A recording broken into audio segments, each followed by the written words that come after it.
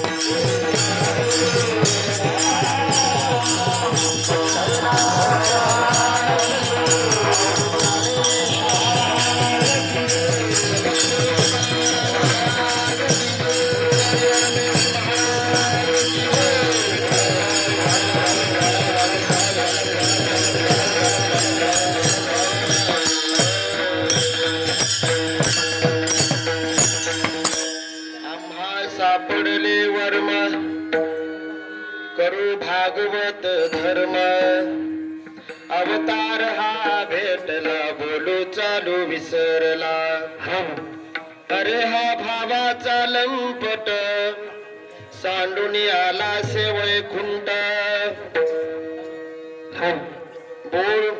बोलू चालू विसरला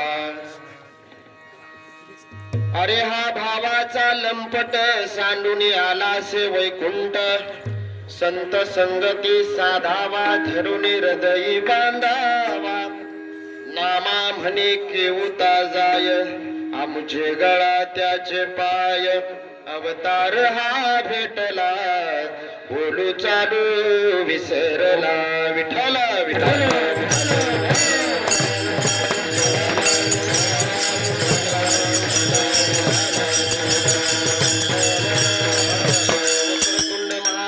सूर्यकोटि समप्रभ निर्विघ्नं कुरु मे देव सर्वकार्येषु सर्वदा गुरुर्ब्रह्मा गुरुर्विष्णु गुरुर्देवो महेश्वरः गुरु साक्षात् परब्रह्म तस्मै श्री गुरुवे नमः पांडुरंगा करू प्रथम नमन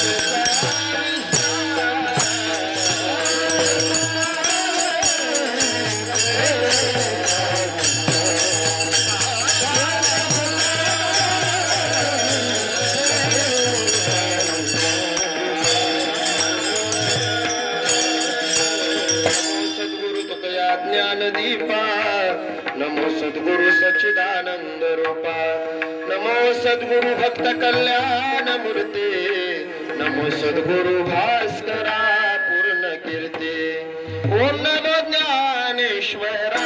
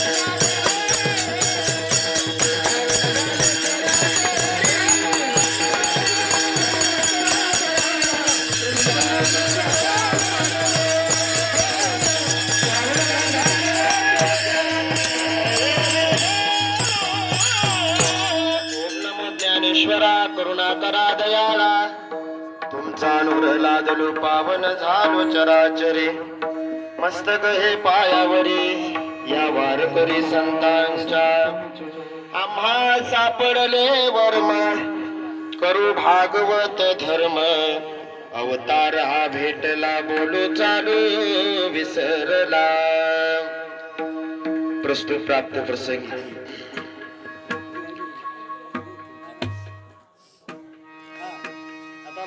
गुरुवर्य वैकुंठवासी हरिभक्त पारायण रमेश महाराज काटेकर यांचा 14वा पुण्यतिथी सोहळा या ठिकाणी संपन्न होत आहे।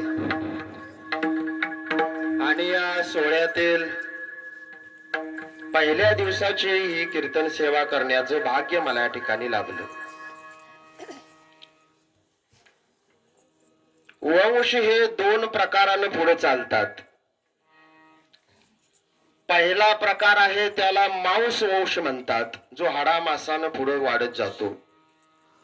आणि दुसरा प्रकार आहे त्याला विद्यावंश म्हणतात, जो ज्ञानाच्या प्रकाशानं आधारानं तो वाढत जातो. आणि महाराजांचा विद्यावंश चालवण्याचं भाग्य आम्हाला शिष्य या नात्याने मिळालं. आणि अशा या वंश परंपरेतील ही सेवा करण्याचं भाग्य या ठिकाणी लाभलेलं आहे. आणि या ठिकाणी या चिंतनाला, या सेवेनिमित्त, या सोहळ्यानिमित्त निवडलेला अभंग, देवाशी रुसणारे, देवाशी भांडणारे, देवानं नैवेद्य खावा म्हणून देवापुढे डोकं आपटून घेणारे, कोरडी भाकरी खाऊ नकोस पोटात दुखेल, या भूतदयेतून कुत्र्याच्या पाठीमाग तुपाची वाटी घेऊन धावणारे, पंढरीनाथ पांडुरंग परमात्म्याच्या दर्शनाला आलेल्या प्रत्येक वारकऱ्याची, भाविक भक्ताची चरण धूळ माझ्या मस्तकाला लागावी, या भावनेतून पांडुरंगाच्या दरबारामध्ये समाधिस्थ झालेले,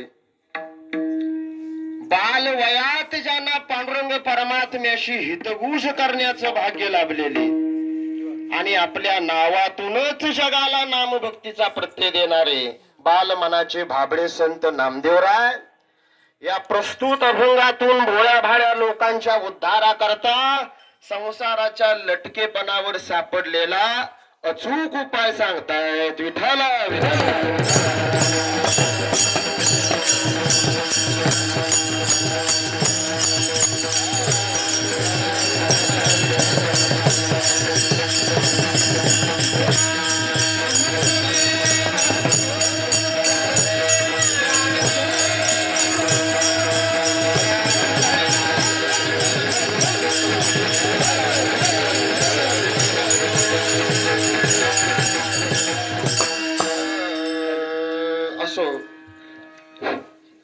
गुरुवर्य वैकुंठवासी रमेश महाराज काटेकर यांच्याविषयी किंवा यांच्याविषयी असलेला प्रचंड आदर, कृतज्ञता, जिव्हाळा, प्रेम, आपुलकी व्यक्त करण्याकरता आपण सर्वजण या ठिकाणी एकत्रित आलेलो आहोत. सर्वांना प्रथमतः आम्ही धन्यवाद देतो. ज्या महात्म्यांच्या विषयी आपण कृतज्ञता व्यक्त करण्याकरता आलेलो आहोत, थोडस त्यांच्याविषयी आपणाला बोलावं लागेल. बर, महात्म्यांचं महात्म्य पण सांगण्याकरता तुका म्हणे अंगी व्हावे जे आपण तरीच महिमान कळू येई. महात्म्यांचं महात्म्य पण वर्णन करण्याकरता स्वतःच्या अंतःकरणामध्ये समतत्वाचे गुण असावे लागतात, त्यालाच महात्म्यांचं महात्म्य पण समजतं. तरीही संतांच्या प्रमाणामधून आपण या महात्म्यांचं थोडस चरित्र बघूया. कशा करता या जगामध्ये ते आले होते, म्हणून संतांच्या प्रमाणामध्ये संतांच्याच भाषेत त्यांचं महात्म्य पण बघा. कशा करता या जगामध्ये आलेले आहेत, आपल्याला मिळालेल्या अल्प आयुष्यामध्ये त्यांनी काय केलेलं आहे बघा. संत महात्मे काय म्हणतात, धर्म रक्षावयासाठी. बघा संत कशा करतायत किंवा संतांचं येणं, बोलिले जे ऋषी साच भावे वर्तावयासाठी.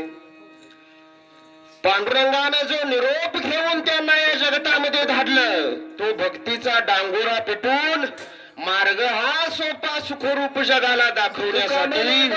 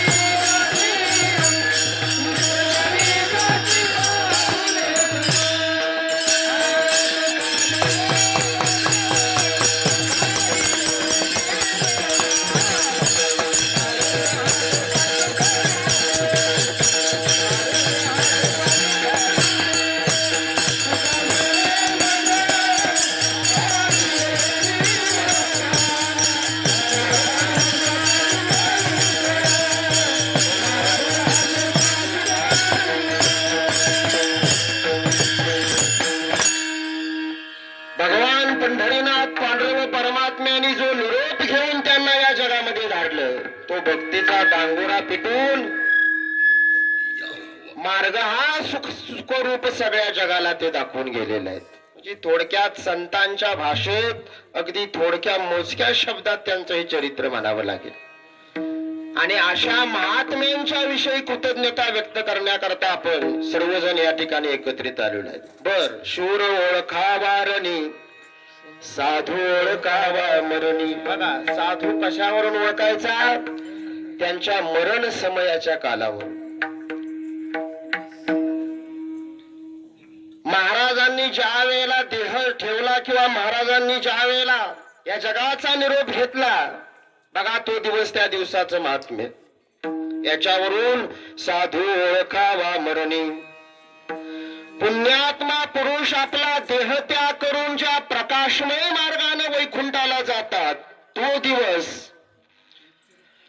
स्वर्गातल्या देवता यज्ञात हवन केलेला हवीरभाग ग्रहण करण्याकरता या भूतलावर येतात, तो दिवस. 58 दिवस शरपंजरावर एक महात्मा पडून राहिला होता, भीष्माचार्य त्यांचं नाव. प्राण त्यागा करता ज्या दिवसाची वाट पाहत बसले होते 58 दिवस, तो दिवस या महात्म्याने सुद्धा आपल्या प्राण त्यागा करता साधला. तो कोणता? मकर संक्रांतीचा उत्तरायणातला पर्व काळ. याच्यावरून साधू ओळखावा मरणी.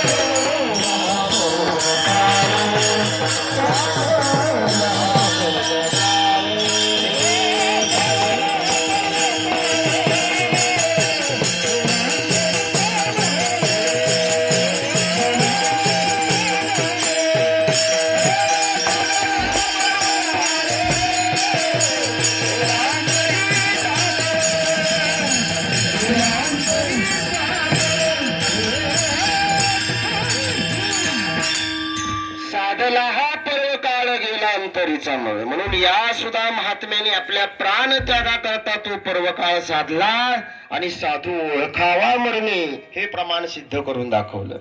म्हणून या महात्म्यांचा अधिकार सामान्य नाही. आणि अशा महात्म्यांच्या विषयी कृतज्ञता, आपुलकी, जिव्हाळा, प्रेम व्यक्त करण्याकरता आपण एकत्रित आलेलो आहोत.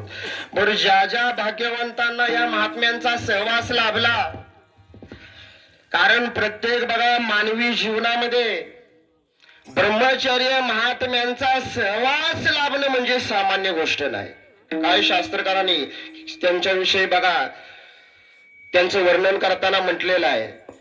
शास्त्रकार काय म्हणतात बघा, ब्रह्मचर्य महात्मा जर तुमच्या आयुष्यात कुठं भेटला किंवा दिसला ना, साष्टांग नमस्कार घाला. सामान्य महत्व त्यांचं शास्त्रकारांनी सांगितलेलं आहे. काय शास्त्रकार म्हणतायत? तपस्विनस्य नित्यम कौमारम ब्रह्मचारिणः तपसा भावात्मानो दुर्गती तरंती ते. शास्त्रकारांनी सांगितलेलं आहे, अरे केवळ त्यांच्या दर्शनानं दुर्गतीला जाण्यापासून तुमची मुक्तता होते.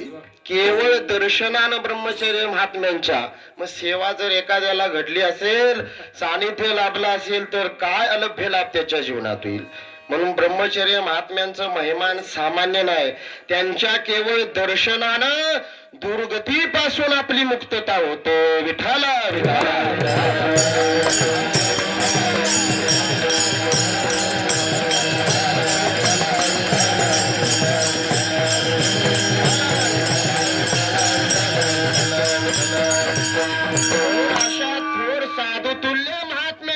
कृतज्ञता आपण या ठिकाणी व्यक्त करतोय. काय मिळतं? थोर संतांच्या विषयी, साधूंच्या विषयी कृतज्ञता व्यक्त करणं किंवा त्यांच्या विषयी सन्मानाची भावना ठेवणं. काय त्याला मिळेल? भागवतकारांनी वर्णन केलेलं आहे. सकळ तीर्थे तोची नाहला. या ब्रह्मांडातल्या सगळ्या तीर्थस्नानाचं फळ त्याला मिळतं. जपतपादी फळे तोची लाहिला. सगळे जप तप यज्ञ याग केलेल्याच फळ त्याच्या पदरात आहे. सर्व पूजांचे सार तो पावला. कुणाला? जेने साधू वंदिला सन्माने. किती महत्व आहे साधूंना वंदन करणं, किती महत्व आहे साधूंची सेवा करणं. म्हणून भागवतकारांनी याचं वर्णन करताना असा अलभ्य लाभ साधूंना वंदन करणाऱ्यांना सांगितलेला आहे. विठ्ठल विठ्ठल विठ्ठल.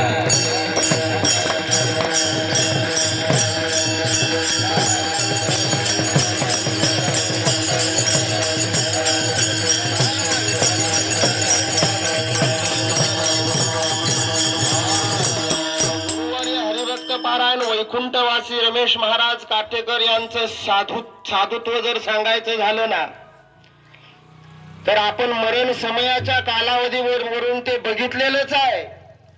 पण शास्त्रकारांनी साधुत्व कोणाला बहाल केलेलं आहे? शास्त्रकार कोणालाही साधू म्हणत. वर्तमानामध्ये साधूचा वेश घेऊन रावण फिरायला लागलेला आहे. कोणाला साधू म्हणावं? शास्त्रकाराने साधू कोणाला म्हणावं याची काही लक्षणं सांगितलेली आहेत. कोणालाही शास्त्रकारांनी साधू तू म्हटलेलं नाही. म्हणून या महात्म्याने स्वतः आचरण करून आपली तनु परोपकारासाठी झिजवून आणि आयुष्यभर भक्तीचा डांगोरा पिटून साधुत्व सिद्ध केलेलं आहे.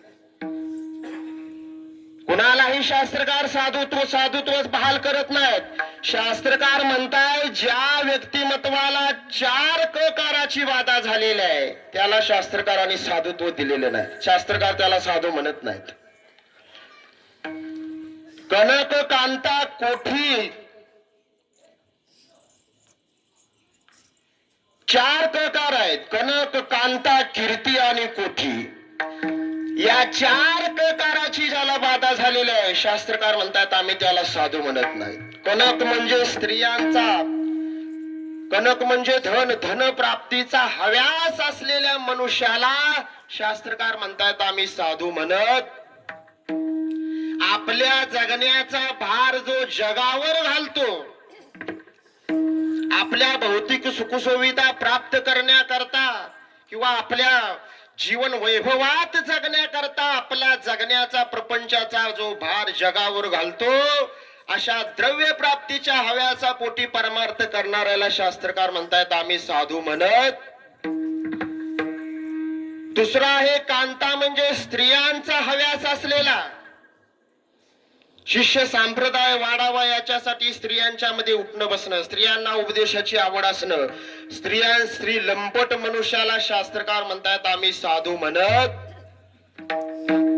तिसरा प्रकार आहे कीर्तीचे. कीर्ती म्हणजे प्रसिद्धीचे हव्यास असणारा, ज्याला नावलौकिक व्हावं, आपली प्रसिद्धी व्हावी असा ज्याच्या मनात हव्यास आहे, अशा व्यक्तिमत्वाला शास्त्रकार म्हणतात आम्ही साधू म्हणत. आणि कोठी म्हणजे मठ उभारणं, आश्रम उभारणं, नाना तऱ्हेच्या उपाध्या आपल्या पाठीमाग लावून घेणं, अशा व्यक्तिमत्वाला शास्त्रकारांनी साधुत्व बहाल केलेलं. कारण या उपाधीत गुंतलेला तो साधू त्याच्या रात्री आणि दिवस त्याचा हिशोब करण्यामध्ये खर्ची होत असतात. ज्ञान प्राप्ती करता त्यांना वेळ मिळत आणि स्वतःकडे ज्ञानाचा साठा नसेल तर असे महात्मे किंवा असे साधू जगाला तो ज्ञान साठा काय देणार आहे. म्हणून अशा या 4 ककारामध्ये जे व्यक्तिमत्व अडकलेलं आहे शास्त्रकारांनी त्याला साधुत्व बहाल केलेलं. आणि महाराजांचं जर व्यक्तिमत्व आपण बघितलं तर या 4ही ककारापासून अलिप्त असलेलं व्यक्तिमत्व आहे. आपण या सप्ताहाची पारायण पत्रिका जर बघितली ना तर पारायण पत्रिकेच्या प्रस्तावनामध्ये सत्पुरुषांची लक्षणं आपण दिलेली आहेत. 1 वर्ष ही लक्षणं आम्ही गोळा करत होतो आणि हे प्रत्येक लक्षण ही 10 लक्षणं गुरुवर्य काटेकर महाराजांच्या व्यक्तिमत्वाला शोभतायत किंवा ते साजेसे आहेत. बारकाईनं तुम्ही त्याचं चिंतन करून बघा, बारकाईनं अभ्यास करून बघा. प्रत्येक शास्त्रकाराने दिलेले लक्षण त्या व्यक्तिमत्वाला जोडलेलं आहे. मग या 4 ककारांचा विचार करा. कनक म्हणजे धनसंपत्तीचा हव्यास तर त्यांनी कधी धरला. अहो गुरुपौर्णिमेला काही शिष्यमंडळी त्यांना दक्षिणा द्यायची, पण महाराज म्हणायचे अरे या दक्षिणेची मला गरज नाही, रोज एक माळ रामनामाची जप हीच माझी गुरुदक्षिणा आहे. कोण सांगेल या कलियुगात? म्हणजे धनसंपत्तीचा हव्यास. पुढं कनक स्त्रियांच्या बद्दल तर त्यांची भावना प्रत्येकाला माहित आहे. कथा कीर्तन करताना नजर खाली गेली ना, शेवट झाल्याशिवाय ती नजर वर कधी आली. किती पवित्र दृष्टी होती. कनक म्हणजे स्त्रियांच्या बद्दल सुद्धा कधी वाईट भावना नाही, कीर्तीचा कधी हव्यासच नाही. कित्येक संधी महाराजांना पुढून चालून येत होत्या. मठाधिपती व्हा, आमच्या संस्थेत अध्यापक व्हा, पण भोळ्या भाळ्या लोकांना परमार्थ भागवत धर्माची शिकवण देण्याकरता महाराजांनी या संधी सुद्धा लाथाडल्या आणि कीर्तीच्या या ककारापासून अलिप्त राहिले. आणि कोठी कुठं आश्रम नाही, कुठं संस्था नाही, कुठं मठ नाही, शिष्यामध्ये भांडलं लावल्याची काम केलेलं. म्हणजे कोणत्याही उपाधीत न अडकलेलं हे व्यक्तिमत्व शास्त्रकारांच्या प्रत्येक कसोटीवर जर घासून बघितलं ना, तर साधू तुल्य हे व्यक्तिमत्व आहे.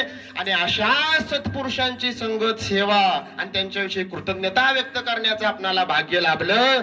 आपण किती भाग्यवान आहोत. विठ्ठल विठ्ठल विठ्ठल.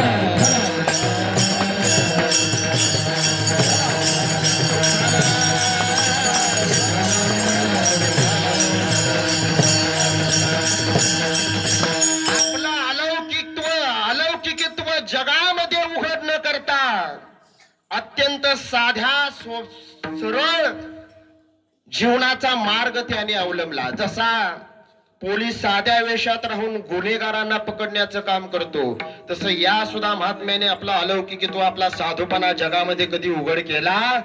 अत्यंत साधं राहणीमान, साधं जीवनमान अंगीकारलं आणि आपणाला जी नरतनू मिळाली ती परोपकारता झिजवून भक्तीचा प्रचार केला. आणि या जगाचा महात्मे ज्या दिवशी निरोप घेतात अशा पवित्र काळात निरोप घेऊन साधुत्व सिद्ध केलेला आहे. विठ्ठल विठ्ठल.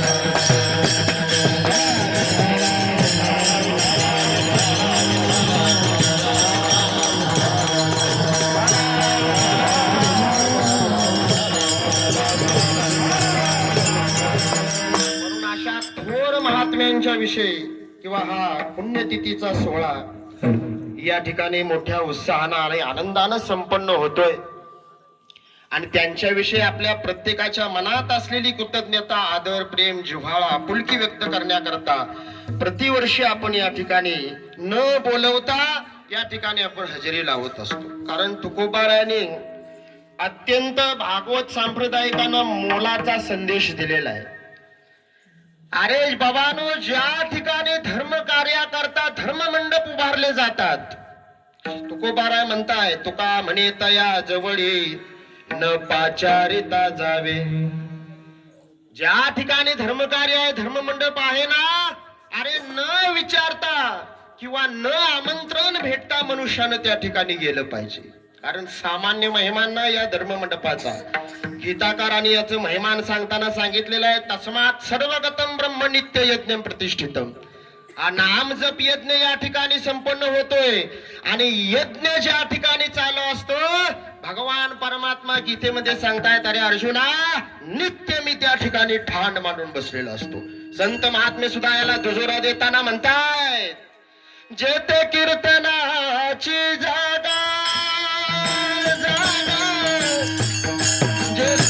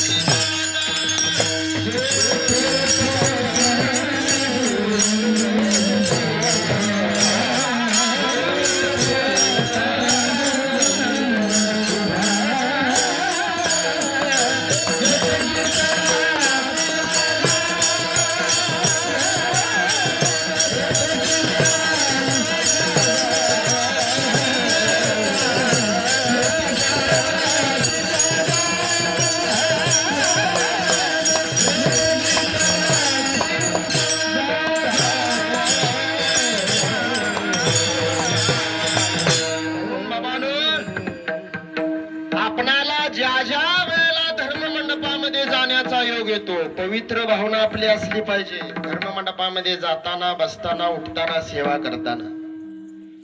प्रपंच संसारातला अनमोल वेळ खर्च करून आपण ज्या ठिकाणी जातोय त्या ठिकाणाचा महिमा आपल्याला माहिती असणं गरजेचं आहे. सामान्य महत्व नाही. अहो, या जागेचा महिमान सांगताना सर्व शास्त्रकारांनी संतांनी एक मुखानं सांगितलेला आहे. अरे, जगाचा मालक या धर्म मंडपामध्ये ठाण मांडून बसलेला असतो रे. अहो, सगळे देव या ठिकाणी बसलेला आहे म्हटल्यावर सगळी तीर्थ येतात, सगळे संत येतात, सगळे ऋषीमुनी येतात, सगळी पितृगण धर्म मंडपात त्या भगवंताच्या, त्या परब्रह्माच्या सेवेकरता गर्दी करून बसलेले असतात. या धर्म मंडपाला तीर्थक्षेत्राचा दर्जा दिलेला आहे. बघा, ज्या ठिकाणी आपण ज्ञान ग्रहण करणार आहे त्या जागेविषयी पहिल्यांदा आपल्या मनात श्रद्धा निर्माण झाली पाहिजे. त्या भूमीविषयीची आपल्या मनामध्ये श्रद्धा निर्माण होणं गरजेचं आहे. कारण चित्त निर्मळ झाल्याशिवाय खऱ्या धर्माचं ज्ञान मनुष्याला कधी होत नाही. चित्त शुद्ध झाल्याशिवाय देव, संत, शास्त्रकार यांच्या प्रमाणाविषयीची खात्री त्या चित्ताला कधी पटत नाही. म्हणून ज्या ठिकाणी ज्ञान ग्रहण करायला जातोय त्या जागेचा, त्या भूमीचा महिमा आपल्याला माहिती असणं गरजेचं आहे. शास्त्रकारांनी बाबांनो या भूमीला तीर्थक्षेत्राचा दर्जा दिलेला आहे. म्हणून शास्त्रकार म्हणतायत, अन्य क्षेत्र कृतम पापम तीर्थक्षेत्रे विनश्यते. अरे, तुझ्या हातून इतर ठिकाणी घडलेली पाप या तीर्थक्षेत्राच्या ठिकाणी आल्यानंतर नाहीशी होतात. पण शास्त्रकार उत्तरार्धात म्हणतात, तीर्थक्षेत्रे कृतम पापम वज्रलेपो भविष्यते. जर अशा पवित्र ठिकाणी, अशा या धर्म मंडपात जर तुझ्या हातून पाप घडलं तर ते पाप फेडायला जगाच्या पाठीवर दुसरीकडे कुठंही जागा.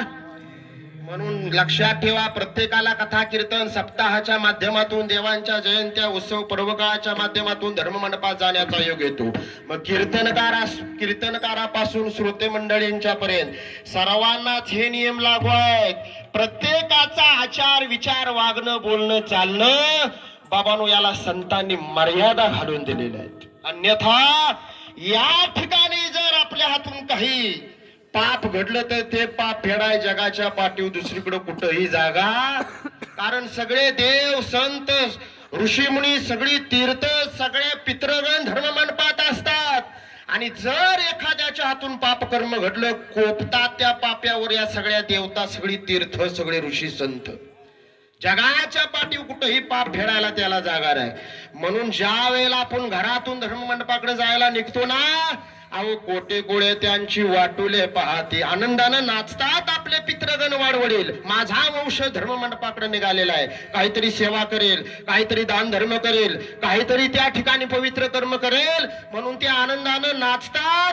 कारण धर्म मंडपात आपल्या हातून घडलेल्या सेवेनं सगळ्या देवता, संत, ऋषी, पितृगण संतुष्ट होतात. म्हणून या पवित्र ठिकाणी आपण येतोय ना, आपण काय केलं पाहिजे, आपला आचार विचार कसा असायला हवा बाबांनो, जाणत्या पुरुषाकडून या गोष्टी समजावून घेतल्या पाहिजेत. म्हणून आपण या धर्म मंडपाचं महिमान बघा, पवित्र भावना आपली असली पाहिजे.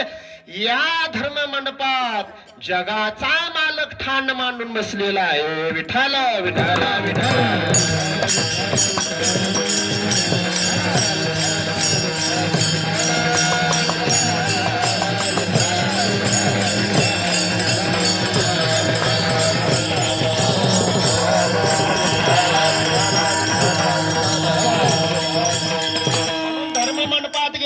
माऊलींनी सुद्धा एक बहारदारीची ओवी आपल्याला सांगितलेली आहे. तरी स्वाधिकाराचे नावे जे वाटिया आले स्वभावे, ते आचरे विधी गौरवे शृंगारोनी. अशा धर्म कार्यात गेल्यानंतर बाबा जे सेवेचं कर्म तुझ्या वाट्याला येईल ते तुझं सगळं कौशल्य पणाला लावून प्रामाणिकपणे ती सेवा त्या ठिकाणी सादर कर. सेवा कशी करावी माऊलींनी सांगितलेलं.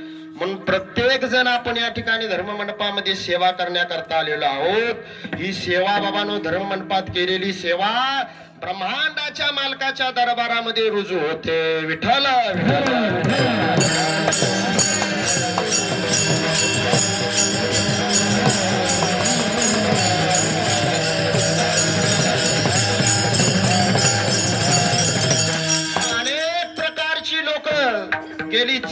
वर्ष या धर्म मंडपामध्ये सेवा करतायत किंवा इतर ठिकाणी सुद्धा आपणाला ती सेवा करण्याचा योग येतो.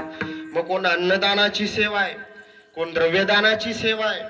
मोठमोठे सर्व कीर्तनकार बघा, इतर वेळेला एकमेकांच्या कीर्तनकारांचं कुठंही पटत नाही, पण भिन्न भिन्न विचाराचे, भिन्न भिन्न स्वभावाचे कलाकार, कीर्तनकार ज्या भूमीत एकत्रित येतात, हा चमत्कार जगाच्या पाठीव केवळ पंढरीत होतो. आणि पंढरीत नंतर या परिसरात हा चमत्कार कुठं होतोय? इथं होतो. एरवेरी एकमेकावर धावून जाणारे आमचे कलाकार मात्र या ठिकाणी एकत्रित येतात. सगळे कीर्तनकार बर किया त्यांना बोलवावं लागत, स्वयंस्फूर्तीने येतात. कुणा करता? महाराजांच्या करता, त्यांची सेवा मिळावी म्हणून येतात. म्हणून अशी ही पवित्र भूमी आहे. म्हणून येन केन प्रकारे आपण प्रत्येक जण या ठिकाणी सेवा करत असतो. कोण अन्नदान करतय, कोण द्रव्यदानाची सेवा आहे, कोण झाटलोट करत आहे. प्रत्येक ही सेवा आपण बाबांनो या ठिकाणी केली पाहिजे. काय अलभ्य लाभ बघा मिळतोय या धर्म मंडपातल्या केलेल्या सेवा सामान्य नाही. चला पुराणात. पंडू राजा स्वर्गाला गेले. बघा, धर्म मंडपामध्ये सेवा करणं किंवा धर्म मंडपातली आपली केलेली सेवा, काय त्या सेवेनं अलभ्य लाभ होतो बघा. पंडू राजा म्हणजे कोण? पांडवांचे वडील. पण एवढीच त्यांची ओळख नाही. या भारताचा सम्राट, पूर्वी भारताचं नाव हिंदुस्थान होतं आणि या हिंदुस्थानाचा सम्राट पंडू राजा स्वर्गाला गेले. पण स्वर्ग लोकात गेल्यानंतर मात्र खाली बसले, खाली बसावं लागलं. तिन्ही लोकात भ्रमण करणाऱ्या नारदांची स्वारी ज्या वेळेला स्वर्ग लोकामध्ये गेली त्यावेळेला नारदांनी बघितलं की या भारताचा सम्राट पंडू राजा स्वर्ग लोकामध्ये खाली बसलेला आहे. म्हणून जवळ जाऊन विचारलं, म्हणले राजे तुम्ही खाली बसलाय? पंडू राजा म्हणतायत, हो नारदा, पुण्य संपलं आमचं. बघा, भारताचा सम्राट पुण्याईच्या अभावामुळे गाठीची पुण्याई संपली, स्वर्ग लोकामध्ये खाली बसावं लागलं भारताच्या सम्राटाला. नारदांना ते पंडू राजा म्हणतात, नारदा आमचा सांगावा, आमच्या मुलांना सांगा, काहीतरी पुण्यकर्म, काहीतरी दान धर्म करा रे. स्वर्ग लोकामध्ये मला पुण्याईची गरज आहे, माझा सांगावा, माझ्या मुलांना सांगा. लगेच नारद पंडू राजांचा सांगावा घेऊन लगेच धर्मराजाकडे गेले. अरे धर्मा उठ, अरे पंडू राजांचा सांगावा आलाय. अरे स्वर्ग लोकामध्ये खाली बसलेले आहेत रे, बसण्याकरता उच्च आसन त्यांना मिळालेलं नाही. भारताचा सम्राट तुझा पिता स्वर्ग लोकामध्ये अपमानित झालेला आहे. अरे पुण्याईची गरज आहे, उठ जागा हो आणि काहीतरी पुण्याई कमवण्याकरता दान धर्म कर, काहीतरी सत्कर्म कर. आपल्या पित्याचा सांगावा नारदांनी सांगितल्याबरोबर लगेच धर्मराजाने मोठ्या यज्ञाला प्रारंभ केला. मोठा धर्म मंडप उभारला. त्या यज्ञामध्ये रोज हजारो ऋषीमुनी साधू संतांना अन्नदान चालू आहे. या अन्नदानाची पुण्याई रोज जमा व्हायची. स्वर्ग लोकाला ती पुण्याई पोचल्यानंतर स्वर्गातून एक घंटा वाजायची. रोज अन्नदान चालू आहे, रोज सत्कर्म चालू आहे आणि ही पुण्याई स्वर्ग लोकामध्ये पोचल्यानंतर स्वर्गामध्ये एक घंटा वाजायची. ती घंटा वाजलेल्याचा आवाज धर्मराजाच्या कानावर यायचा. पुण्याई पोचलेली आहे. शुकाचार्यांच्या कानावर ही गोष्ट गेली. व्यासपुत्र शुकाचार्य, पांडवांनी राजस्वय यज्ञ आरंभ केलेला आहे आणि या यज्ञात जगाचा मालक सेवा करतोय. काय सेवा करत होता कृष्ण परमात्मा? त्या यज्ञात उष्ट्या पत्रावळ्या उचलण्याचं काम करत होता. बघा, जगाचा मालक. ही गोष्ट पण व्यासपुत्र शुकाचार्यांच्या कानावर गेली. जगाचा मालक उष्ट्या पत्रावळ्या उचलतोय आणि त्या पत्रावळीवरील खरकट्या अन्नाला त्या भगवान परमात्म्याच्या परब्रह्माच्या हाताचा स्पर्श झालेला आहे. ते खरकट अन्न प्रसाद आहे आणि तो प्रसाद मला मिळावा म्हणून रागूचं रूप घेऊन आले शुकाचार्य आणि जिथं उष्ट्या पत्रावळ्या टाकल्या होत्या त्या पत्रावळीवर खरकट अन्न प्रसाद म्हणून ग्रहण केलं आणि त्या महात्म्याने तो प्रसाद ग्रहण केल्याबरोबर स्वर्ग लोकामध्ये घंटा धन धन धन वाजायला लागले. धर्मराजाला काळजी वाटली. धर्मराजा कृष्णाकडे गेले, म्हणले देवा माझं चुकलं का काय? रोज 1 घंटा वाजायची पण आज घंटा वाजायची थांबलेली नाही, माझं चुकलं काय? त्यावेळेला कृष्ण परमात्मा म्हणतायत, अरे धर्मा तुझं काही चुकलं नाही रे, एकट्या पंडूराजाचा नाही, अरे तुझ्या सगळ्या कुळाचा उद्धार आज झाला. कोणीतरी महात्मा तुझ्या यज्ञात आज येऊन तृप्त झालेला आहे. कोण महात्मा आहे? कुठं पंक्तीत बसलेला आहे, कुठं भोजन करतोय, मला दाखवा देवा, मला त्यांचं दर्शन घेऊ द्या. त्यावेळेला धर्माच्या हाताला धरलं आणि भगवान श्रीकृष्ण परमात्मा उष्ट्या पत्रावरील अन्न खात असलेल्या त्या रागुगड हात करतायत आणि काय म्हणतायत? दावी तसे खून आत्मा राम, दावी तसे खून.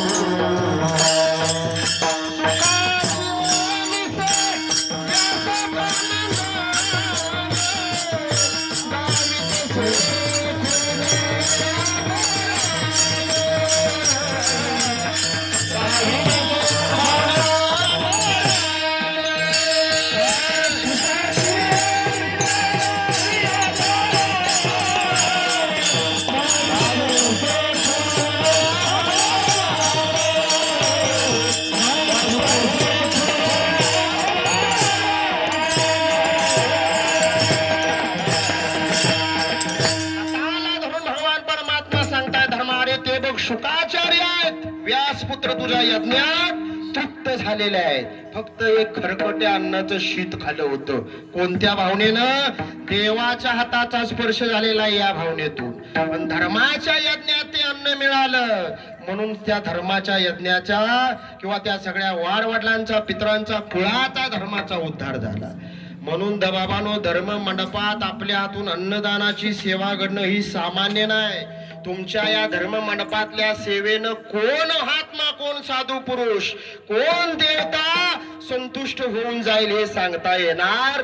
कारण धर्म मंडपातल्या कणाकणामध्ये बाबांनो सगळ्या देवता, सगळी तीर्थ, सगळे संत ऋषी मुनी येऊन बसलेले असतात. का? कारण परब्रह्म त्या ठिकाणी ठाण मानून बसलेला आहे. उत्तर भारतामध्ये मोठमोठे धर्ममंडप उभारले जातात.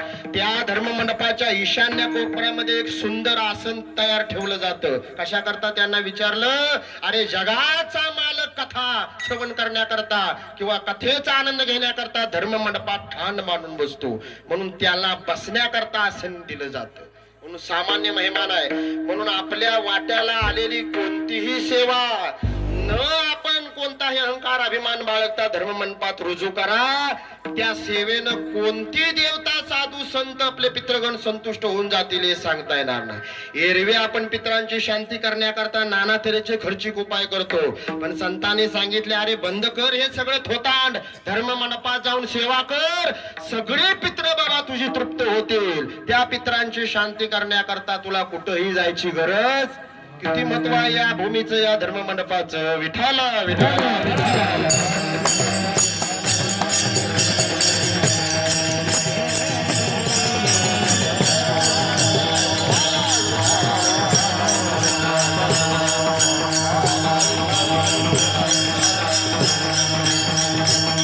भगवान परमात्म्यानं धर्ममंडपाचे दान धर्म करतात. 16व्या अध्यायामध्ये माझी माणसं सांगितलेली आहेत भगवान परमात्मे. म्हणजे देवाच्या रेशन कार्डामध्ये ज्यांची नाव आहे त्यांची यादी भगवंताने दिलेली आहे. सत्य आणि सत्पुरुष, दानशील, याज्ञिक, तपस्वी, अलौकिक, संन्यासी, जे का भक्त आणि महात्मे, ये माझी निजाची धामे, निर्वाळिली होम धर्मे क्षोत्रादिके. आणि या यादीमध्ये 3रा क्रमांक आहे दान करणाराचा. सामान्य महिमान आहे अशा धर्म मंडपात दान करणाराचा. भगवान परमात्म्याने सांगितले, अर्जुना तो माझा आहे, माझ्या कुटुंबातला आहे. म्हणून बाबांनो, आपणाला ज्या ज्या वेळेला असा योग येईल, 3 ठिकाणी जाताना मनुष्यानं कधी मोकळ्या हाताने जाऊ नये, येऊ नये. रिक्त हस्तस्य नोपजायते तीर्थ देवता गुरु. तीर्थक्षेत्राच्या ठिकाणी जाताना बघा, धर्म मंडपाला तीर्थक्षेत्राचा दर्जा दिलेला आहे. गुरूंचं दर्शन घेताना आणि देवाचं दर्शन घेताना माणसानं कधी मोकळ्या हाताने घेऊन म्हणून या धर्म मंडपात काहीतरी सेवा समर्पित करा. मोकळं येऊन मोकळं जाऊ नका असं संतांनी सांगितलेलं आहे. म्हणून आपल्याला इतर गोष्टी देता येत नसेल, निदान तनानं तरी किंवा मनानं तरी काय केलं पाहिजे, सेवा केली पाहिजे. सेवा परोम धर्म हा, जेथ ज्ञानाचा कुरुटा तेथ सेवा हा दारवंटा, तो स्वाधीन करी सुभटा ओळगोणी. म्हणून आपणाला करण्यासारखा एकच साधा आणि सोपा धर्म आहे. तो कोणता? सेवा धर्म आहे. विठ्ठल विठ्ठल.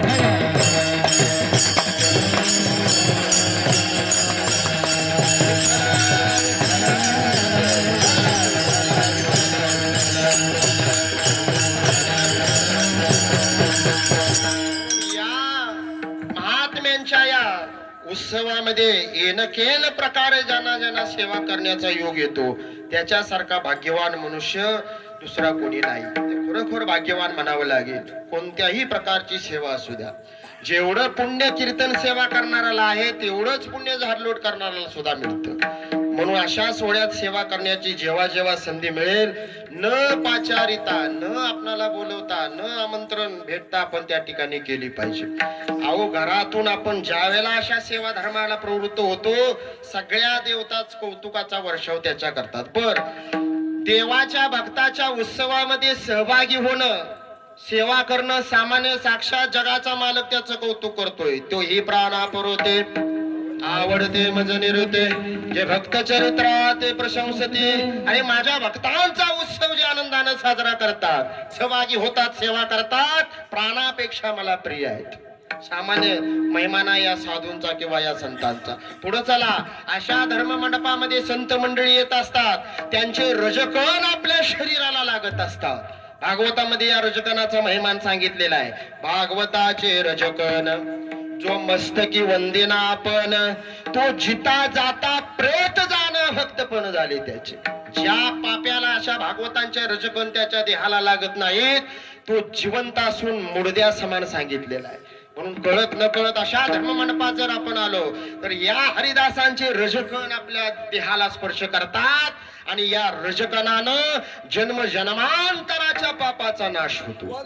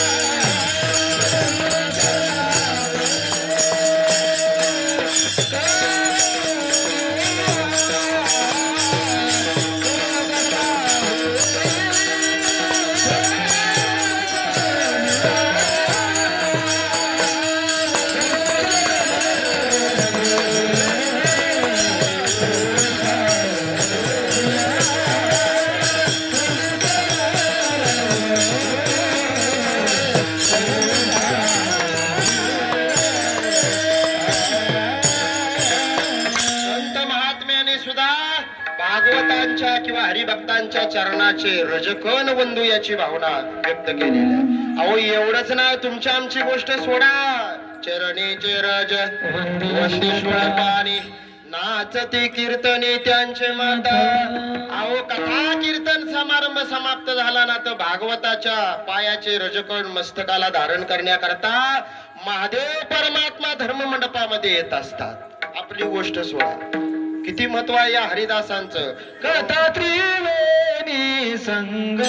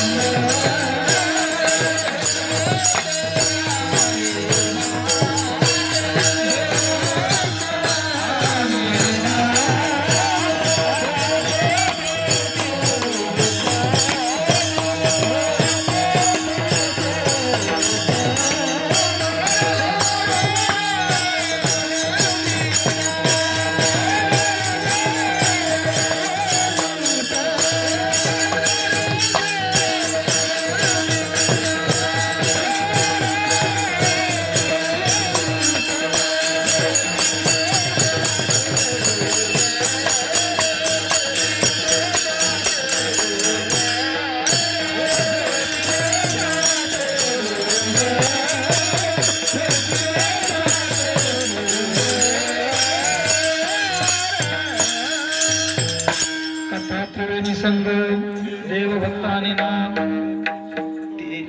तेथीचे उत्तम चरण रजवंदिता चरण रजवंदिता. बघा चरणाचे रजकण वंदन करणं किती याचं महात्म्य आहे. म्हणून आपल्या आयुष्यामध्ये ज्या ज्या वेळेला हरिभक्तांना नमस्कार करण्याचा योग येईल, हरिभक्तांचे रजकण आपल्याला प्राप्त करण्याचा योग येईल, अवश्य बाबांनो आपण त्याच्याकरता प्रवृत्त झालं पाहिजे. कारण या वैष्णवांना नमस्कार करण्याकरता किंवा नमस्कार करावा, त्यांचे रजकण आपल्या मस्तकाला लागावे याची इच्छा देवाने सुद्धा व्यक्त केलेली आहे. संतांच्या सन्मानाला विनमुख होऊन ईश्वर भक्ती करणाऱ्याला भागवत धर्मानं काडीची किंमत दिलेली नाही. देव सारावे परते संत पूजावे आरते. कित्येक प्रमाणात तुम्हाला देता येते. नामदेवरायांचं उदाहरण डोळ्यासमोर घ्या. चारही भावंडांची भेट घेण्याकरता नामदेवराय एकदा आळंदीमध्ये गेले. आळंदीमध्ये नामदेवराय आपल्या भेटीला येत आहेत. चारही भावंडांच्या निवृत्तीनाथ ज्ञानदेव सोपान मुक्ताबाई यांच्या कानावर ही गोष्ट गेली आणि ही चारही भावंड नामदेवरायांच्या स्वागताला एकत्रित आली. नामदेवराय आळंदीमध्ये आल्याबरोबर आनंदीत आल्याबरोबर उठले निवृत्ती संतांच्या दर्शना पंढरीचा प्रेमा घरी आला. अरे ज्याच्यावर पंढरीनाथ पांडुरंग परमात्मा भरभरून प्रेम करतो असा भक्तराज नामदेवराय आपल्या भेटीला आलेला आहेत. या पवित्र भावनेतून निवृत्तीनाथ उठले आणि केली प्रदक्षिणा, वंदिले चरण, साष्टांग चरण नमस्कारिले. निवृत्तीनाथाने साष्टांग नमस्कार नामदेवरायांना केला. साष्टांग नमस्कार नामदेवरायांना निवृत्तीनाथांनी केला. पण नामदेवरायांच्या अंतकरणात मात्र काही भावना निर्माण झाली. नामदेवराय मात्र अहंकारानं फुगायला लागले. नामदेवरायांचा अहंकार त्या ठिकाणी वाढायला लागला. साक्षात जगाचा मालक माझ्याशी बोलतो चालतो म्हणून यानं मला नमस्कार केला असेल. नामा म्हणे आम्हा वडिला अधिकारी यासाठी नमस्कार योग्य आहे. जगाचा मालक आमच्याशी बोलतोय चालतोय, नैवेद्य आमच्या हातून घालतोय, एवढे आमचे पवित्र आम्ही भक्त आहोत म्हणून याने आम्हाला नमस्कार केला असेल. मी काय नामा म्हणे काय वंदू याचे चरण अंगे पर ब्रह्म मज पाशी. मी काय म्हणून त्याच्या पाया पडावं. अहंकारानं नामदेवराय फुगले. ज्ञानोबाराय उठल्यानंतर उठले ज्ञानदेव केले ते वंदन. ज्ञानोबारायांनी सुद्धा भक्तराज नामदेवरायांच्या चरणावर नमस्कार केला. पण नामदेवराय म्हणतात मी याच्यापेक्षा 4 वर्षांनी मोठा आहे, वडीलकीच्या नात्यानं नमस्कार केला असेल, काय म्हणून मी त्याला नमस्कार घालू. अहंकारानं नामदेवराय फुगायला लागले. पुढे आला तो सोपान, वंदिले चरण, पांडुरंगा ठाई मानिला. साक्षात पांडुरंगा समान नामदेवरायाला मानलं आणि सोपान देवाने सुद्धा साष्टांग नमस्कार केला. पण नामदेवराय म्हणतात देव माझ्याशी बोलतो चालतो म्हणून मला सगळेजण माझ्या येऊन पाया पडतायत, मी काय म्हणून यांच्या पर पाया पडावं. अहंकारानं नामदेवराय फुगले. हा सगळा प्रसंग लांब बसलेल्या मुक्ताईच्या भेदक नजरेतून सुटला. मुक्ताबाई रागानं लालबुंद झाली आणि नामदेवरायांच्या जवळ गेल्यानंतर नामदेवरायांची हजेरी घ्यायला सुरुवात केली. अरे नामदेवा, अखंड दयाला देवाचा शेजार, कार्य अहंकार गेला नाही. देवाचा शेजारी म्हणवतोस, देव बोलतो माझ्या संग चालतो बोलतो म्हणतोस आणि तुझा अहंकार गेला नाही.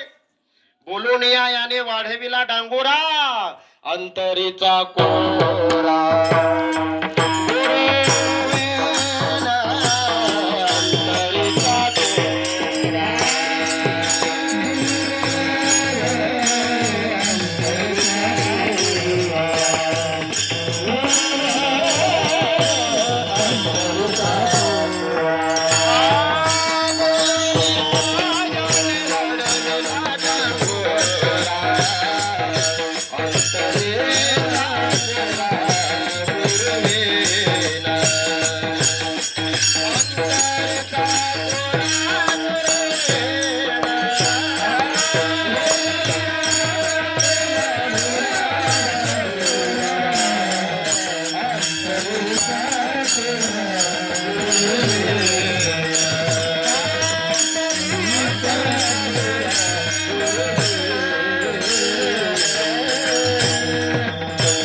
मुक्ताबाई नामदेवरायांची हजेरी घेत आहे. अरे अखंड दयाला देवाचा शेजार कार्य अहंकार गेला नाही. देवाचा शेजारी म्हणतो सुद्धा अहंकार गेला नाही.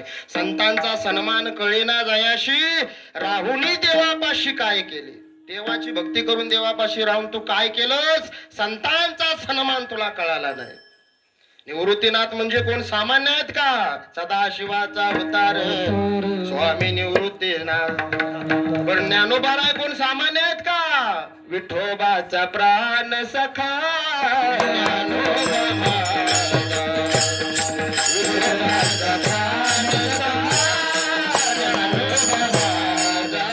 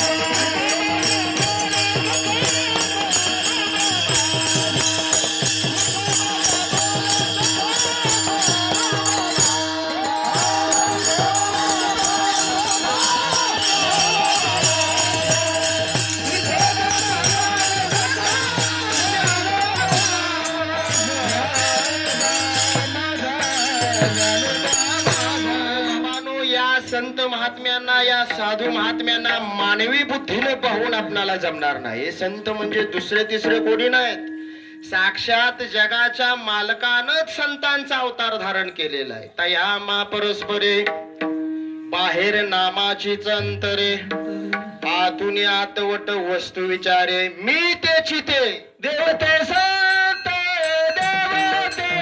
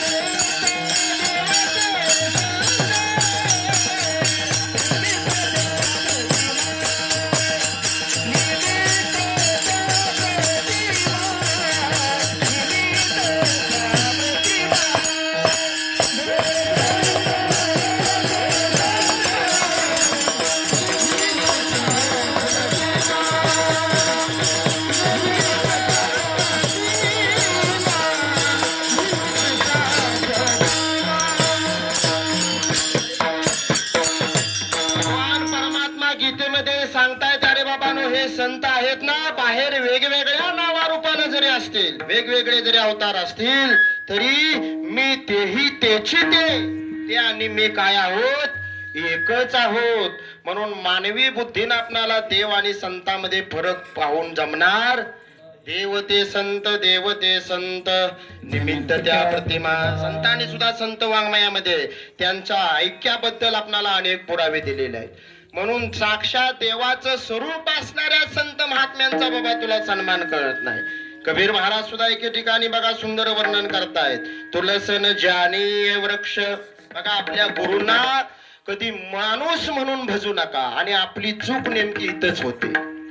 आपणाला ज्ञान उत्पन्न का होत नाही शास्त्रकारांनी 3 श्लोकामध्ये त्याची कारण सांगितलेले आहेत. 3 श्लोक आपल्याला लागू होत आहेत. आपण भक्ती करतोय तीर्थयात्रा करतोय अनेक साधना करतोय नाना तऱ्हेच्या भगवंत परमात्म्याच्या भक्तीच्या आराधना करतोय पण ज्ञान उत्पन्न होत नाही. याचं कारण वेद वेदांत विद्वेष तद अध्ययन वर्जनम क्षोत्रिय अपराधस्य ज्ञानानुत्पत्ती कारणम किंवा शिष्ट संसर्ग वर्जनम म्हणजे देव ज्यांच्यावर भरभरून प्रेम करतो देव ज्यांच्या अंतःकरणामध्ये विश्रांती घेतो थोडक्यात तुम्हा मला समजेल अशा सोप्या भाषेत जर सांगायचं झालं ना, तर संतांचा सन्मान ज्यांना कळत नाही त्यांना ज्ञान उत्पन्न अंतःकरणामध्ये त्यांच्या कधीही होणार. थोडक्यात वाङ्मयीन भाषा समजण्याकरता कठीण जाते, म्हणून आपल्या साध्या सोप्या भाषेत या श्लोकातला आपण हा अर्थ काढून घेऊन या. शिष्ट नाम सदारोप, शिष्ट संसर्ग वर्जनम, म्हणजे त्यांच्या सानिध्यात न राहणं, त्यांची सेवा न करणं, त्यांचा सन्मान न करणं, त्यांचा आदर न करणं, ज्ञान उत्पन्न न होण्याचं हे प्रमुख कारण सांगितलेलं आहे. अहो तुमच्या आमची गोष्ट सोडा, देवाचा सन्मान आपणच करतो याच्यात नवल नाही. पूर्ण ब्रह्म श्रीकृष्णनाथ तोही म्हणवी गुरु भक्त, दुर्वास ऋषींची सेवा करीत नित्य मुक्ती लागी. जगाचा मालक श्रीकृष्ण परमात्मा दुर्वास ऋषींच्या सेवेला लागला होता. राम नामे करिता घोष, ज्या राम नामाचा घोष केल्यानंतर आपला उद्धार होतो. पण तो जगाचा मालक भगवान प्रभू रामचंद्र, तेने तुटती भवपाश, तोही शरण वशिष्ठास गुरु भक्तीचं सादर. किती महत्व आहे देवादिकांनी संतांच्या सेवेचा आपणाला आदर्श घालून दिलेला आहे. 1400 वर्ष जगलेले चांगदेव महाराज 14 वेळा आल्या पावली ज्यांनी काळाला पाठीमागं पाठवलं, पण त्यांना सुद्धा सेवा करावी लागली ज्ञान प्राप्ती करता. स्वतः कबुली दिलेलं आहे. चांगदेव म्हणे आजी जन्मा आलो, गुरुपुत्र झालो मुक्ताईचा. जगद्गुरु तुकोबार आहे बघा, संतांच्या सेवेचं सन्मानाचं महत्व किती आगाध आहे. तुकाराम महाराज सुद्धा खंत व्यक्त करतायत, परिणाई घडली. अरे जगाच्या मालकानं माझ्या पारमार्थिक जीवनातील गुरुकृपेचा आधार घेतला. तुका म्हणे गुरुकृपेचा आधार पांडुरंगे भार घेतला माझा. माझ्या गुरुकृपेचा आधार त्याने घेतला, पण मला सेवा मात्र त्यांची घडली. म्हणून मुक्ताबाई याच भावनेतून नामदेवरायांची हजेरी घेते. अरे संत म्हणजे देव आहेत, साक्षात देवाचा अपमान तुझ्या हातून घडला, देवाची सेवा करतो म्हणतोय, देव बोलतो म्हणतोयस आणि देवाजवळ राहतो म्हणतोयस, आणि तुला संतांचा सन्मान कळत नाही. म्हणून मुक्ताबाई हजेरी घेते नामदेवरायांची. सगळ्या संत मंडळीमध्ये नामदेवरायांना बसवलं आणि तत्कालीन असणारे ज्येष्ठ संत, अनुभवानं समृद्ध असलेले गोरोबा काका, त्यांना परीक्षा घ्यायला लावली. अनुभवाचं थपाटणं मारलं, नामदेवरायांच्या डोक्यात मारलं, तर नामदेवराय रडू लागले, तक्रार करू लागले. त्यावेळेला गोरोबा काका मुक्ताईला म्हणतायत, गोरा म्हणे कोरा राही लागे बाई, नाही तरुवर भाजले कोटे. अगं मुक्ते, हा कोराचा आहे, अंतरीचा कोरा गुरुवीन. संतांचा सन्मान याला कळत नाही. ताड ताड ताड ताड संतांच्या मंडळीत अपमानित झालेले नामदेवराय पांडुरंगाच्या दरबारात पंढरीत गेले आणि पांडुरंगाला गारानं सांगायला लागले, मला पाठवलंस त्या संतांना भेटायला, संतांची भेट घ्यायला पाठवलंस, पण मुक्ताईने तेथे माझविली कळी. त्या मुक्ताईनं कळ लावली त्या संत मंडळात आणि मला अपमानित करून देवा मला तिथून घालवलं. त्या संत मंडळी तुझी कपटे, माझा अपमान त्याने केला. त्यावेळेला भगवान परमात्मा सुद्धा सांगतायत, अरे नामदेवा, भगवंत त्यांना नामदेवांना उपदेश करतायत, हरी शिकवे नामयासी सद्गुरुविन न पाविजे सुखाशी. किती महत्व आहे साधूंचं संतांचं. देवाचा शेजारी, देवाशी बोलणारा चालणारे नामदेवराय, पण संतांच्या सेवेचं वर्म सुद्धा भगवंताने दाखवले. अरे नामदेवा, जावा आणि साधूंची सेवा करा, संतांना शरण जावा, त्याच्याशिवाय आत्मबोध मिळणार. म्हणून संतांना वंदन करणं, साधूंचा सन्मान करणं, साधूंची सेवा करणं, कृतज्ञता व्यक्त करणं, बाबांनो ज्ञान अंतःकरणामध्ये आणणार प्रमुख भागवत संप्रदायाचं हे साधन आहे. विठ्ठल विठ्ठल.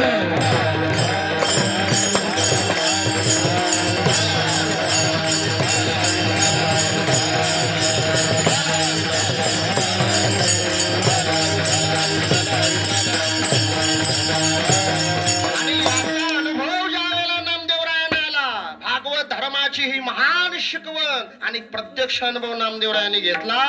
त्यावेळेला भोळ्या भाळ्या संसारी लोकांना त्यांच्या दुःखावरलं वर्म सांगताना नामदेवराय म्हणतात, अभंगाचं पहिलं चरण,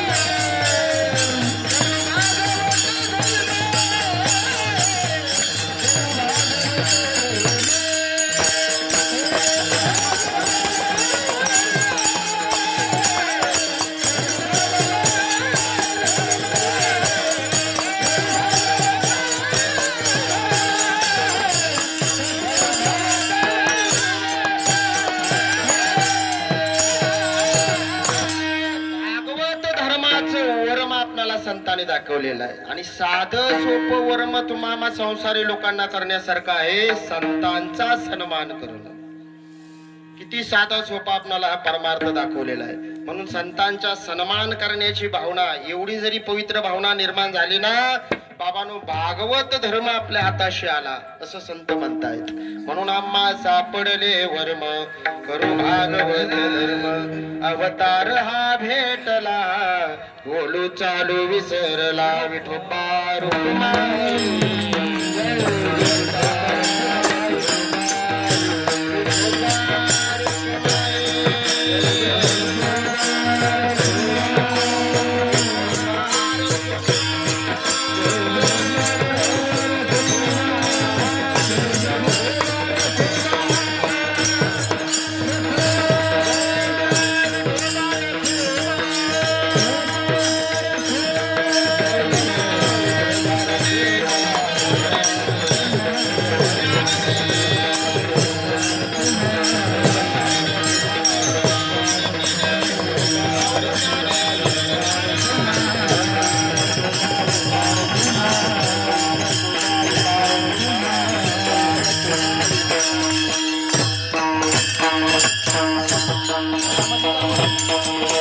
भागवत धर्माची वर्म सांगताना 5 तत्व आपणाला भागवत धर्माने आपल्या उद्धाराकरता दिलेले आहेत. बघा, भागवत धर्मानं पहिलं तत्व दिलेलं आहे तीर्थ, दुसरं तत्व व्रत, तिसरं तत्व आहे ग्रंथ, चौथं तत्व आहे संत आणि 5वं तत्व आहे देव. आणि या 5 तत्वामध्ये आपण आज प्रामुख्यानं चिंतनाला घेतलेलं तत्व आहे ते म्हणजे संतांचा सन्मान. इतर तत्वाविषयी आपल्याला विचार करायला वेळ आपण नाही. ज्या संतांच्या सोहळ्याला एकत्रित आलेलो आहोत त्या तत्वाचा महिमान किती आपल्या उद्धाराला कारणीभूत आहे याचा आपण सविस्तर थोडक्यात अगदी कमी वेळामध्ये विचार केलेला आहे. बर, संतांचा सन्मान अत्यंत पारमार्थिक जीवनामध्ये महत्वाचं सांगितलेलं आहे, पण आपल्या अंतकरणामध्ये पवित्र भावना दिलेली नाही. संतांच्या सन्मानार्थ केली जाणारी एक महान क्रिया करताना सुद्धा आपल्या मनामध्ये संकोच निर्माण होतो. ज्या क्रियेला सदाचाराचं मुख्य अंग मानलेलं आहे ती महान क्रिया भागवत धर्मानं संतांच्या सन्मानासाठी दिली, त्या क्रियेला नमस्कार असे म्हणतात. पण हा संतांना नमस्कार करताना सुद्धा आपल्या मनामध्ये संकोच निर्माण होतो. शास्त्राला वेदाला मान्य असलेला नमस्कार आपण संतांना करत कोणता कशा प्रकारे नमस्काराचं महत्व सामान्य नाही. बघा, साध्या सोप्या गोष्टी आहेत, या साध्या सोप्या गोष्टी आपल्या हातून घडत नाहीत. यामुळे संतांच्या अपमानाचं पातक आपल्या माथ्यावर बसतं आणि ज्ञान उत्पन्न न होण्याचं हे प्रमुख कारण आहे. भूतकाळात सांगितलेला अवघड धर्म आपल्या फक्त विचारात घेऊन ऐकून जमणार नाही. जो धर्म आपणाला दैनंदिन जीवनाचं आचरण करताना सहज सुलभ करता येणार आहे तोच धर्म विचारात घेतला पाहिजे. आणि सांसारिक लोकांच्या उद्धाराकरता सुरुवात कुठून असेल तर संतांच्या सन्मानापासून. मग त्यांच्या सन्मानार्थ आपल्या वेदशास्त्रकारांनी महान क्रिया दिली. नमस्काराला सामान्य समजू नका. अहो, नमस्काराच्या बळावर यमाच्या हातातून सावित्रीनं आपल्या पतीचे प्राण परत आणले होते. 14 अवघ्या 6 महिन्याचं आयुष्य मार्कंड मुनींना मिळालं होतं. 14 कोटी कल्पाचं आयुष्य मिळालं. कशाच्या बळावर? केवळ नमस्काराच्या बळावर. द्रौपदीनं आपल्या 5 पांडवांचे प्राण वाचवले होते केवळ नमस्काराच्या बळावर. नमस्काराला सामान्य समजू नका. बरं, तो नमस्काराच्या अनेक पद्धती आहेत आपणाला बघायला मिळतात. कोण एक हात वर करतय, कोण लांबूनच अभिवादन करतय. पण संतांना शास्त्रकारांना कोणत्या प्रकारचा नमस्कार अपेक्षित आहे? साष्टांग नमस्कार त्याला म्हटलेला आहे. आणि आपल्या मनामध्ये प्रचंड संकोच, आपला अहंकार, अभिमान या नमस्कार करताना तो आडवा येतो. कदापि ज्ञान आपल्या अंतकरणामध्ये येणार नाही. कदापि ज्ञानाचा उगम असा संतांच्या अपमानानं आपल्या पदरात पडणार नाही.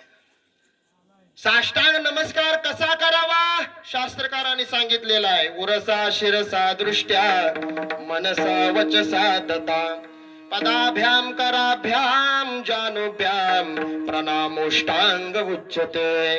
आपल्या देहाची 8 अंग झुकून केल्या गेले क्रियेला साष्टांग नमस्कार म्हणतायत. दोन पायाचे अंगठे, दोन गुडघे, दोन हात, मस्तक आणि मन या शरीराच्या 8 अंगाने झुकवून जी क्रिया केली जाते त्याला साष्टांग नमस्कार म्हणतात. श्रेष्ठ व्यक्तीच्या पायाला आपल्या दोन्ही हाताचा स्पर्श झाला पाहिजे, त्याच्या चरणावर आपलं मस्तक टेकलं पाहिजे. का ही क्रिया सांगितलेली आहे? कारण उभा आयुष्य त्याने साधना तपश्चर्या करून जो भक्तीचा आनंद, जे भक्तीचं किंवा ज्ञानाचं वर्म त्याने आपल्या अंतकरणामध्ये आणलेलं असतं, साठवलेलं असतं.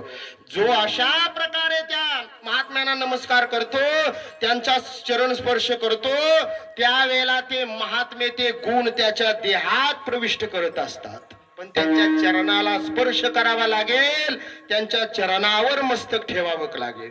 कारण विश्वासी तो करे स्वामीवरी सत्ता, सकळ भोगिता होय त्यांचे. अशा प्रकारे बाबांनो नमस्काराला सामान्य समजू नका, म्हणून साष्टांग नमस्कार करा, अन्यथा संतांच्या अपमानाचं पातक आपल्याला बसेल. म्हणून प्रत्येक संताने सुद्धा प्रमाणाने सांगितलेलं आहे, श्री संतांची साष्टांग हे करी. याही ठिकाणी साष्टांग, म्हणून साष्टांग नमस्काराची ही व्याख्या आहे. अहो तुकोबाराने सुद्धा देवाकडे मागणं मागताना मागितलेलं आहे, देवा मला दुसरं काही देऊ नकोस, पण संता लोटांगणे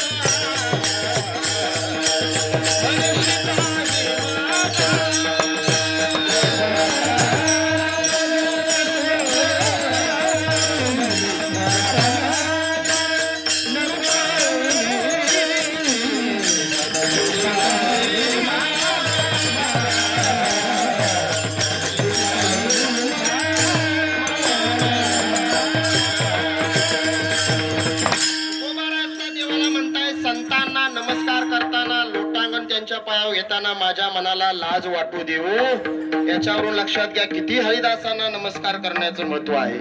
म्हणून बाबांनो, त्यांचे पाय म्हणजे सामान्य नाहीत. भागवतकारांनी पवित्र पाय आपणाला सांगितलेले आहे. तीर्थयात्रा क्षेत्र गमनता. तुम्ही म्हणाला कोणाच्या पायावर आम्ही लोटांग मस्तक ठेवायचं, साधूचा वेश घेऊन रावण फिरताय जगात. कुणाचे पाय पवित्र आहेत? ते पाय पवित्र आम्हाला दाखवा. भागवतकारांनी पवित्र पाय दाखवलेले आहे. तीर्थयात्रा क्षेत्र गमनता. अरे ज्याचे पाय तीर्थाची यात्रा करतात ते पाय पवित्र आहेत. हरी कीर्तना जागरणा जाता. ज्यांचे पाय कथा कीर्तनाला जात आहेत ते पाय पवित्र आहेत. का नृत्य करिता हरिरंगे. जे पाय भगवान परमात्म्याच्या कथा कीर्तनामध्ये नाचतायत, बागडतायत, सेवा करतायत, ते जानगा सार्थक चरण. त्या पायाचं सार्थक झालेलं आहे. आणि अशा सार्थक झालेल्या चरणावर जर तू लोटांगण घेतलंस तर ज्ञान तुझ्या अंतकरणामध्ये प्रवाहित होईल. म्हणून साष्टांग नमस्कार आपण केला पाहिजे.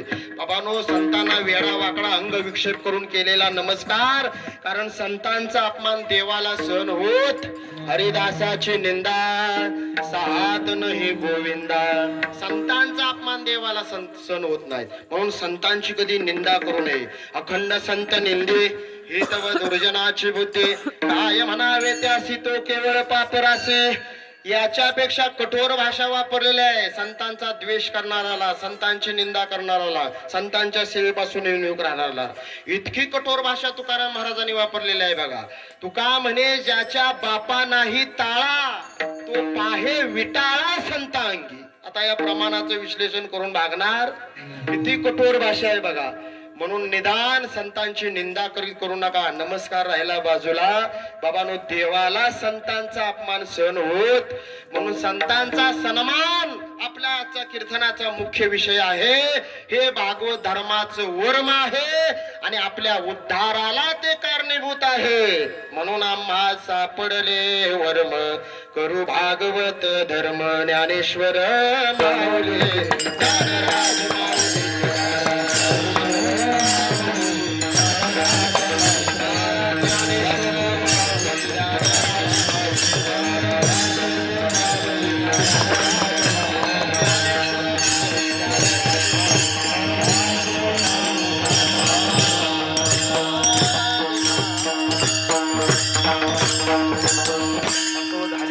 कीर्तन सेवा भगवंताच्या चरणावर सादर समर्पित गुरुवर्य हरिभक्त पारायण वैकुंठवासी रमेश महाराज काटेकर यांच्या चरणावर सेवा समर्पित करतो। या ठिकाणी सर्व हरिदास वारकरी वैष्णव थोड्या दबावामध्ये कीर्तन सेवा करावी लागते, कारण जावे त्याच्या वंशा तेव्हा कळे. आम्ही इतरत्र कीर्तन करत असलो तरी हरिदास वारकरी वैष्णवांच्या पुढे कीर्तन करणं खूप अवघड आहे, म्हणून थोडस इकडे तिकडे झालं असेल तर क्षमा करा। म्हणून असे सर्व हरिदास वारकरी वैष्णव प्रतिवर्षी, आता प्रत्येकाचा या ठिकाणी नामोल्लेख करणं शक्य नाही, पण खरं प्रेम महाराजांच्यावर जिव्हाळा किंवा ज्यांनी आदर ज्यांच्या मनामध्ये होता, ही सर्व मंडळी या ठिकाणी न बोलवता कोणीही निमंत्रण यांना द्यायला जात। महाराजांचा कार्यक्रम कधी आहे, कधी महाराजांचा समाधीचा सोहळाचा कार्यक्रम आहे, असे स्वयंस्फूर्तीनं या ठिकाणी हे सर्व वारकरी येतात। पुन्हा एकदा मी त्यांना धन्यवाद देतो। तुम्ही सर्व श्रोते सज्जन मायबाप या ठिकाणी महाराजांना कृतज्ञता व्यक्त करण्याकरता या ठिकाणी प्रतिवर्षी येतात, तुम्हालाही धन्यवाद। आणि झालेली कीर्तन सेवा भगवंताच्या चरणी सादर समर्पित। तुकाराम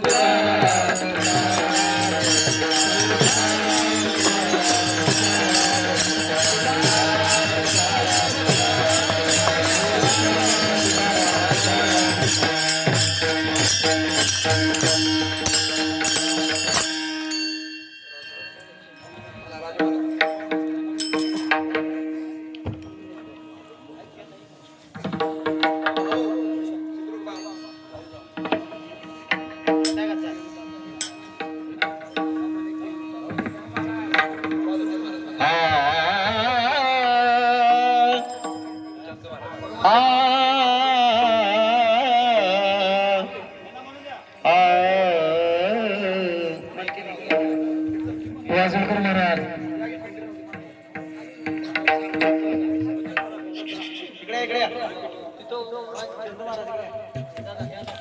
नाममाने ठेवितादाय, नाममाने ठेवितादाय,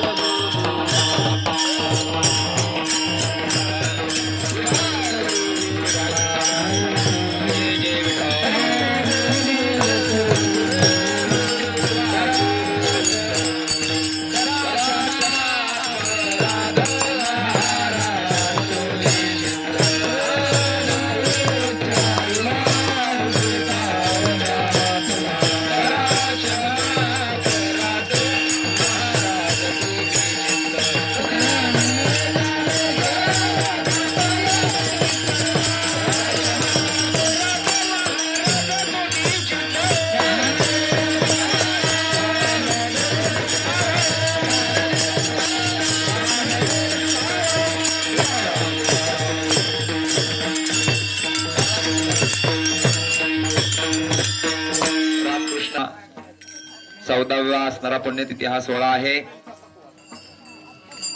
पहिल्या वर्षी महाराजांचं निर्वाण झालं त्या वर्षी 14 दिवसाचा आपला हा कार्यक्रम झाला होता. त्या पद्धतीने आता 14 वर्षापर्यंत पोहोचलेलो आहो.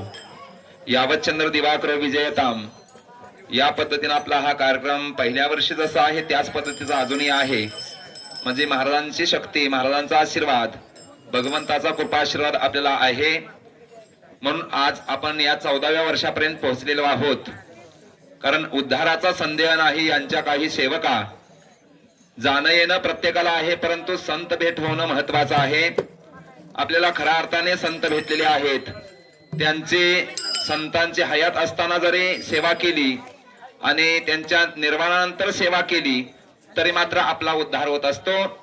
तुकोबरायांचं म्हणणं आहे की सकळ करते त्यांची आस, सर्व भावे जे उदास, धन्य भाग्या त्यास तुका म्हणे दर्शने. पुन्हा पुन्हा त्यांचं वर्णन, पुन्हा पुन्हा त्यांचं असणारी कीर्ती गायल्यानंतर ते मात्र अजरामर आहेत.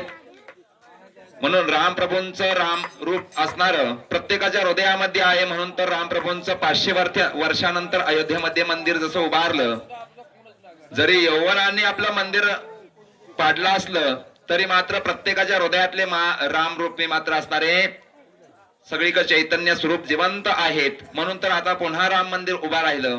त्या पद्धतीनं महाराजांची कीर्ती आताच महाराजांचे सदशिष्य बाबूराव महाराज भोसले हे महाराजांच्या सारखंच वक्तृत्व, महाराजांचाच असणारा अभ्यास, त्यांच्या केवळ संगतीमध्ये राहून त्यांचा असणारा सगळा परिवर्तन जीवनातलं घडलेलं आहे.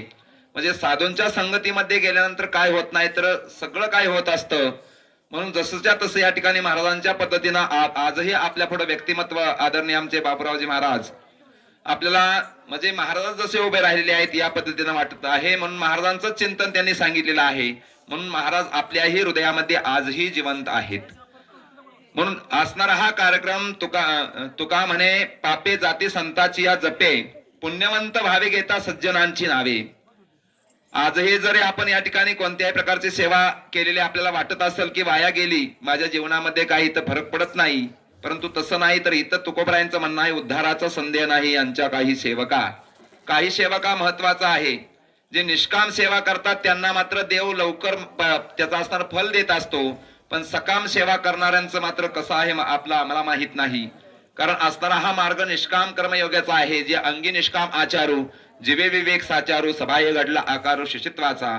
महाराजांच्या हयात असताना महाराजांच्या मुखातनं निघायचं की संस्था काढायची आहे वगैरे, परंतु ते मात्र कुठलंही कर्म त्यांच्याकडून झालं नाही. पंढरपूरमध्ये जागा पण घेतली पण त्या अशीच आपल्या आदल्या मधल्यानं गिळून टाकली. हो असो, म्हणजे साधूंचं जीवन कसं असतं तर साधूची नकळे दुर्जनाची बुद्धी. दुर्जन कोणत्या पद्धतीनं साधला असणाऱ्या इहलोकातल्या असणाऱ्या संपत्तीसाठी गुरपटेल काय सांगता येत नाही. कारण इहलोकी तोची सर्वाभूती सम, सर्वांच्या ठिकाणी सम तत्वाने राहणारे हे साधू आहेत.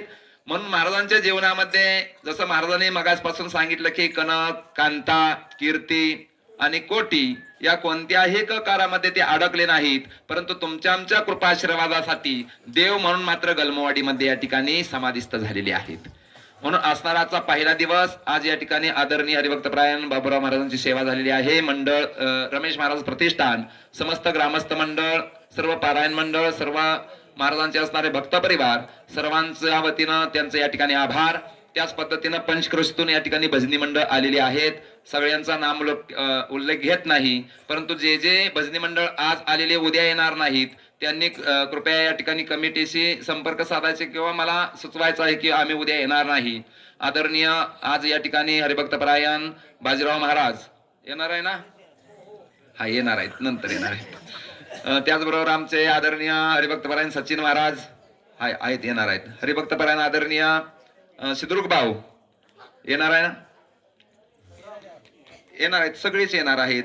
हरिभक्तपरायण आदरणीय चंदू महाराज नाहीत येणार, त्यांचा या ठिकाणी श्रीफळ देऊन सन्मान करण्यात येत आहे. सर्वप्रथम महाराजांचा या ठिकाणी सन्मान होणार आहे.